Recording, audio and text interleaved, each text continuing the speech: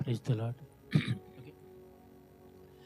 దేవుని పరిశుద్ధమైన నామమునకు మహిమ కలుగును గాక. మరి దినాన్న 6వ రోజు అనగా సోమవారం శిలువ ధ్యానాలలో ఈ దినాన ఇత్తడి సర్పం గురించి కొద్దిగా మనం అధ్యయనం చేసుకుందాం. సంఖ్యాకాండం 21వ అధ్యాయం 8, 9 వచనాలు. యోహాను సువార్త 3వ అధ్యాయం 14, 18 వచనములు.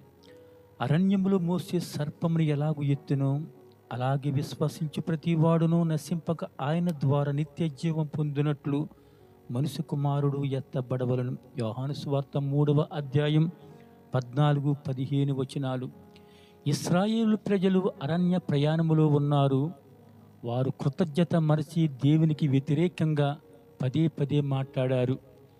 ఈ అరణ్యములు స్వచ్ఛుడుకు ఐగుప్తులో నుండి మమ్ముని మీరు మమ్మెందుకు రప్పించితిరి? ఇక్కడ ఆహారము లేదు, నీళ్లు లేవు, సవిచారము లేని ఈ అన్నము మాకు అసహ్యమైనది అన్నారు. కొద్దిపాటి అసౌకర్యాలతో కూడిన స్వేచ్ఛ స్వతంత్ర్యాలను నిరసించి గతములోని ఈజిప్ట్ అనగా ఐగుప్తులో బానిసత్వం మేలన్నారు. వారి తిరస్కారానికి శిక్షగా ఆ ఎడారి పాములు పుట్లలో నుంచి బయటికి వచ్చాయి. పాము కాటుకు మనుషులు చనిపోతున్నారు. వెంటనే కాళ్ళ బేరానికి వచ్చారు. మోసేను వేడుకున్నారు. మేము యెహోవాకును నీకును విరోధముగా మాట్లాడి పాపము చేసితిమి అని ఒప్పుకున్నారు.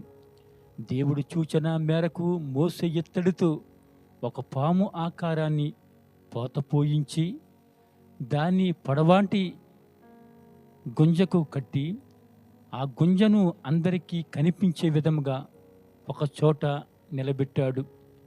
దాని నిదానించి తేరి పారచూచిన వారికి విషం విరుగుడై ప్రాణం నిలిచింది. యేసు దగ్గరకు రాత్రి వేళ నికోదేము అనే ధర్మశాస్త్ర పండితుడు పరలోక రాజ్యం గురించి తెలుసుకోవాలని వచ్చాడు.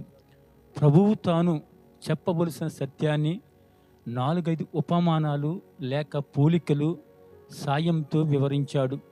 పుట్టుక లేక ప్రసవం యోహాను సువార్త 3వ అధ్యాయం 1-7 ప్రకారం గాలి, 2వది 8వ అధ్యాయం 13 స్తంభంపై సర్పం, తదుపరి వెలుగు చీకట్లు వంటి సామాన్య సంభవాలను సాయంతో గంభీరమైన పరమార్థక సత్యాలను ఆ పరమ గురువు యేసుక్రీస్తు ప్రభులు వారు నేర్పించారు.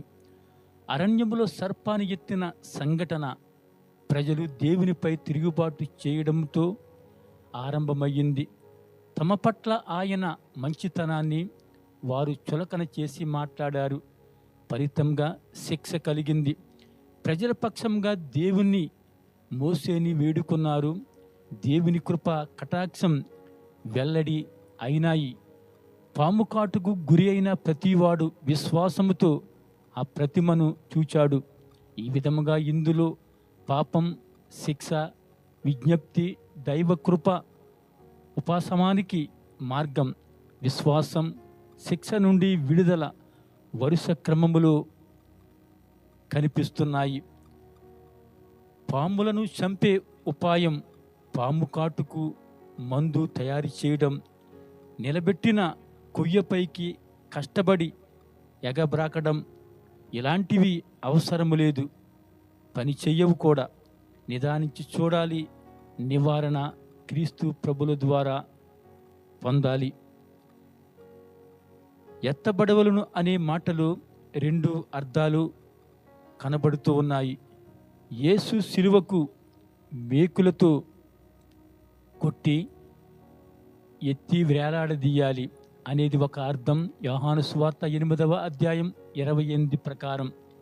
కొంత దాగి ఉన్న అర్థం ఏమిటంటే ఆయన పరలోకానికి అనగా యేసుక్రీస్తు ప్రభుల వారు పరలోకానికి ఎత్తబడాలి అంటే ఆరోహణం కావాలి.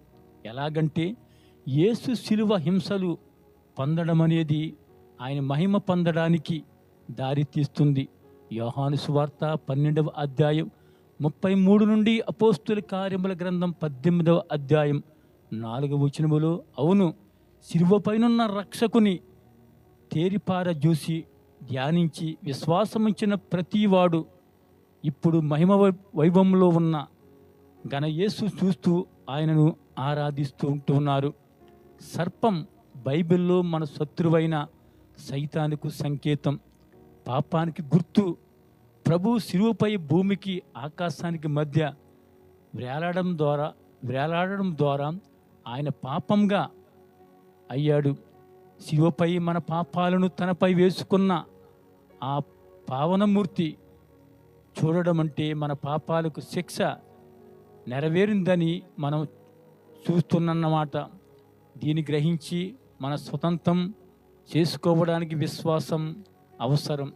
మోసే సేయించిన సర్పం ప్రతిమ గురించి మరొక చోట ఈ ప్రతిమను ఇశ్రాయేలు వారు అలానే తరతరాలు దాచుకున్నారు. క్రమేణా అది వారికొక విగ్రహమైపోయింది. దానికి నెహుష్టాను అని పేరు పెట్టారు. హిజ్కియా రాజు కాలములో ఆ ఇత్తడి సర్ప ప్రతిమను మొక్కలు చేసి అవతల పారవేశాడు. రాజులు 2వ గ్రంథం 18వ అధ్యాయం 4వ వచనం ప్రకారం మన ఆరాధ్య దైవం క్రీస్తే. ఏ స్నేహం కానీ వ్యక్తి కానీ మనం పూజించడం కాదు, ఆత్మతోనూ సత్యముతోనూ మన కొరకు శిలువపై ఎత్తబడిన యేసు ప్రభువే మనం పూజించాలని దేనికి వాక్యం చెలవిస్తుంది.